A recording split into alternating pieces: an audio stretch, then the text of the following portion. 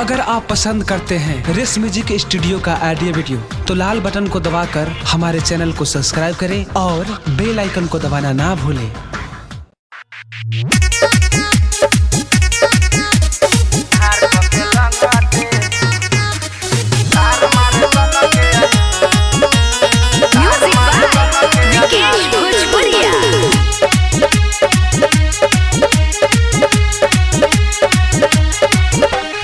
आइल बा कमा के मोनाऊ त नेपाल से ठीक नहीं लागता अपना चाल से।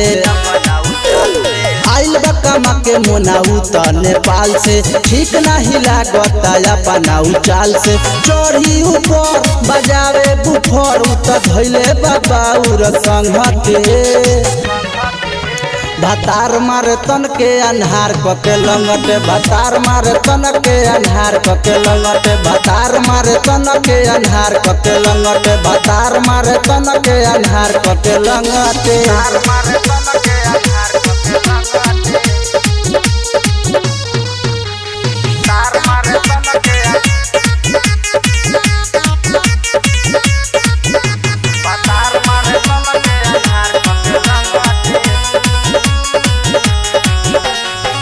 राती के हो गइल परेशानी गरमी भइल त छूट गइल पानी। राती के हो गइल परेशानी गरमी भइल त छूट गइल पानी।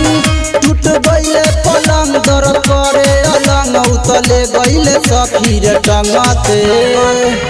भतार मारे तन के अन्हार कके लंगटे। भतार मारे तन के अन्हार कके लंगटे। भतार मारे तन के अन्हार कके लंगटे। भतार मारे तन के अन्हार कके लंगटे। भतार मारे तन के अन्हार कके